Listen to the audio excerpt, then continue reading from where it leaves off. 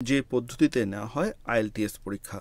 ইংরেজি ভাষী দেশগুলোর পাশাপাশি অন্যান্য ভাষার দেশগুলো আইএলটিএস স্কোরকে গুরুত্ব দেয়। যাদের মাতৃভাষা ইংরেজি না, তাদের ইংরেজি ভাষার দক্ষতা যাচাইয়ের আন্তর্জাতিকভাবে স্বীকৃত পদ্ধতিকে বলে international English language testing system, বা সংক্ষেপে আইএলটিএস। আইএলটিএস পরীক্ষায় যে কেউ অংশ নিতে পারেন। কোনো শিক্ষাগত যোগ্যতার প্রয়োজন হয় না। এখানে বয়সেরও কোনো বাধ্যবাধকতা নেই। British council, IDP, IELTS Australia ও ক্যামব্রিজ ইংলিশ ল্যাঙ্গুয়েজ অ্যাসেসমেন্ট যৌথভাবে এটি পরিচালনা করে। আইএলটিএস পরীক্ষা পদ্ধতি। আইএলটিএস পরীক্ষা দেওয়া যায় দুই ধরনের মডিউলে, একাডেমিক ও জেনারেল ট্রেনিং। স্নাতক, স্নাতকোত্তর অথবা পিএইচডি পর্যায়ে পড়াশোনার জন্য পরীক্ষা দিতে হয় একাডেমিক মডিউলে। যদি কোনো শিক্ষার্থী কারিগরি বিষয় বা প্রশিক্ষণে ভর্তি হতে চান, তবে তাকে জেনারেল ট্রেনিং মডিউলে পরীক্ষা দিতে হয়। এছাড়া ইমিগ্রেশনের জন্য যেতে চান, তাদেরকে জেনারেল ট্রেনিং মডিউলে পরীক্ষা দিতে হয়। আইএলটিএস পরীক্ষায় দুই ধরনের মডিউলেই শ্রবণ, পঠন, লিখন ও কথন, এই 4 অংশে পরীক্ষাটি হয়ে থাকে। শ্রবণ বা লিসেনিং, রেকর্ডিংয়ে কথোপকথন শুনে এই অংশে প্রশ্নের উত্তর করতে হয় পরীক্ষার্থীদের। কথোপকথন শুনে বোঝার ক্ষমতা যাচাই করা হয়। যেখানে 40টি প্রশ্ন থাকে, 30 মিনিটে 4টি অংশে পরীক্ষা নেওয়া হয়।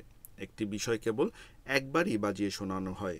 এই অংশে পরীক্ষার্থীদের অ্যাকসেন্ট বুঝতে হয়। তারা 4 রকম অ্যাকসেন্টের মুখোমুখি হতে পারেন, যেমন ব্রিটিশ, আমেরিকান, কানাডিয়ান এবং অস্ট্রেলিয়ান। রাইটিং, ইংরেজি লেখার দক্ষতা যাচাই করা হয় এই অংশে। এখানে 1 ঘন্টায় 2টি প্রশ্নের উত্তর দিতে হবে। দ্বিতীয় প্রশ্নটিতে প্রথম প্রশ্নের চেয়ে বেশি নম্বর থাকে। রাইটিংয়ে 2 ধরনের টাস্ক থাকে। টাস্ক 1-এর ক্ষেত্রে বিভিন্ন লেখচিত্র বা গ্রাফ বর্ণনা দিতে হতে পারে। টাস্ক 2-এর ক্ষেত্রে মূলত বিশ্লেষণী ক্ষমতা, সমালোচনামূলক মূল্যায়ন এর দরকার হয়। এক্ষেত্রে বিভিন্ন সংবাদ প্রতিবেদন বা সমালোচনামূলক প্রবন্ধ, নিবন্ধ বিস্তারিতভাবে পড়া থাকলে বেশ সহায়ক হয়। রিডিং, পরীক্ষার্থীদের এই অংশে 1 ঘন্টায় 3টি অনুচ্ছেদ থেকে মোট 40টি প্রশ্নের উত্তর দিতে হয়। এখানে বিভিন্ন জার্নাল, বই, সংবাদপত্র, ম্যাগাজিন থেকে কিছু অংশ তুলে দেওয়া থাকে। সেখান থেকেই বাক্য পূরণ, সংক্ষিপ্ত উত্তর, সঠিক উত্তর খুঁজে বের করা ইত্যাদি থাকে। স্পিকিং, এখানে পরীক্ষার্থীদের মোটামুটি 11 থেকে 14 মিনিটের পরীক্ষা দিতে হয়। প্রথম অংশে পরীক্ষার্থীকে কিছু সাধারণ প্রশ্ন করা হয়, যেমন পরিবার, পড়াশোনা, কাজ, শখ ইত্যাদি। দ্বিতীয় অংশে একটি নির্দিষ্ট বিষয়ে 2 মিনিট টানা কথা বলতে হয়।